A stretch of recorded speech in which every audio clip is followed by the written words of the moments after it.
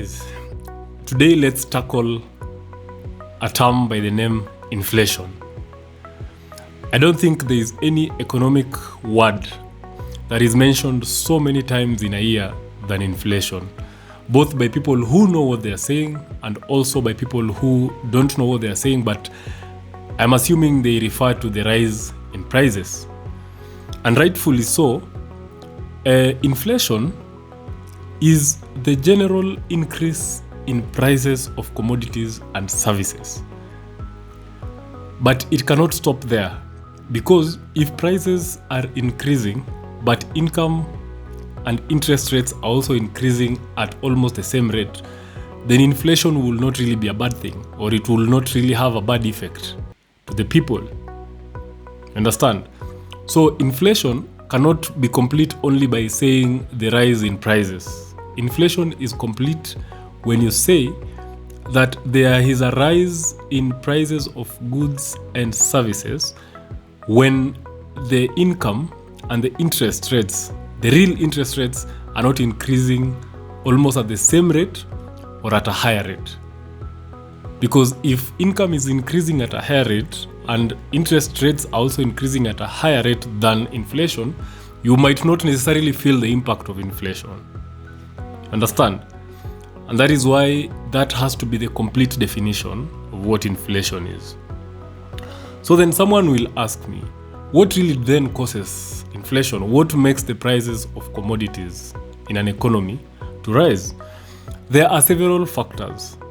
There are many factors that contribute to prices rising in an economy, but there is one that is more important, that one that causes a significant impact on the rise in prices.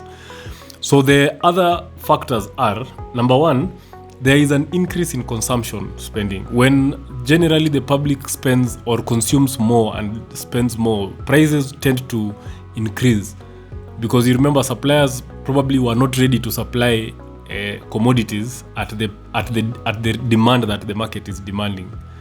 Number two, there is something called expansionary fiscal policies. When the government decides to spend more than they have been spending, it means now they are putting more money into the economy directly.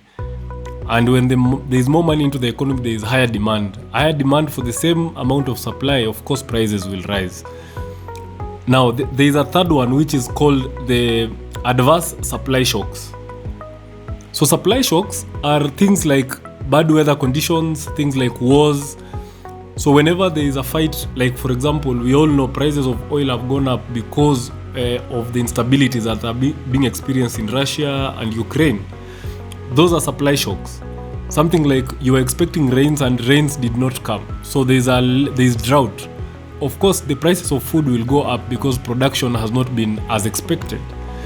And this is one of the main reasons why there is usually inflation.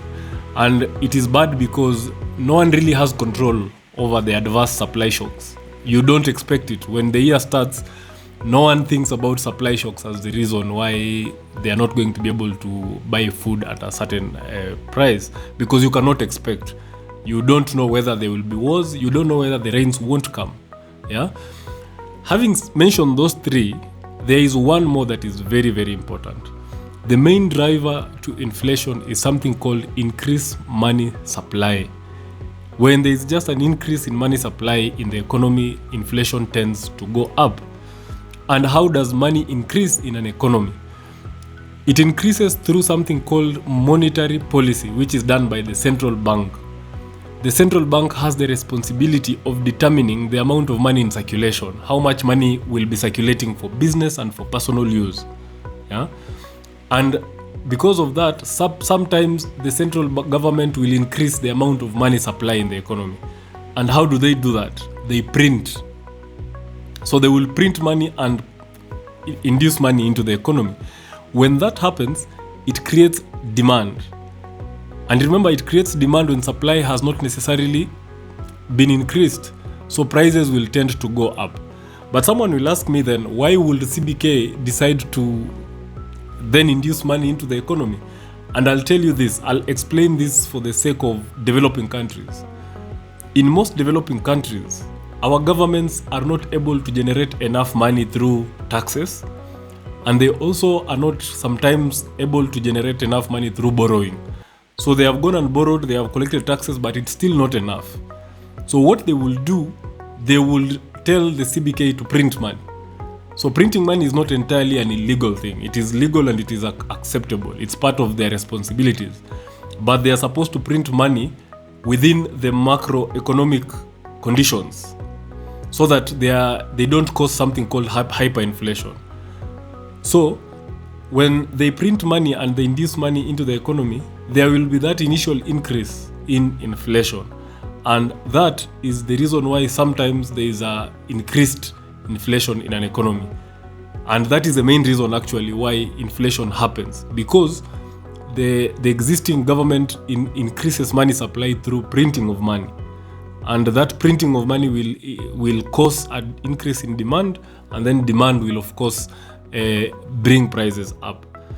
But someone then will ask, why then can't they just reduce printing if they want to manage inflation? Why can't they just reduce printing? Because remember, inflation can be forecasted. The central bank always knows, and in fact they normally produce reports that tell you in the next 3-4 months inflation is going to be around 8% or is going to be around 9%. And for a certain level of inflation, they have already determined how much money will be needed in circulation. So as they print money and bring money into the economy, they know that this money will have an impact of bringing this level of inflation into the economy. So it is not entirely a bad thing for them to print the money, because if they decide not to print money, then they will experience the opposite of what the inflation is. They will experience something called disinflation. And disinflation has the impact of a recession. So the central government cannot allow a recession to happen, and they cannot also allow high levels of unemployment to happen as a result of disinflation. That's why then they will print money and put money into the economy. You understand? So I'll conclude by telling you there are two types of inflation. Anticipated, the one that the government knows and is expecting and everyone is expecting will happen, inflation. And then the unanticipated, the one that no one saw coming. Yeah? Anticipated inflation is okay because people plan around it. If the interest in the bank, if you had a fixed deposit in the bank and they had promised you a 10% interest, and then inflation goes at around 7%, then the bank is able to just make that adjustment accordingly.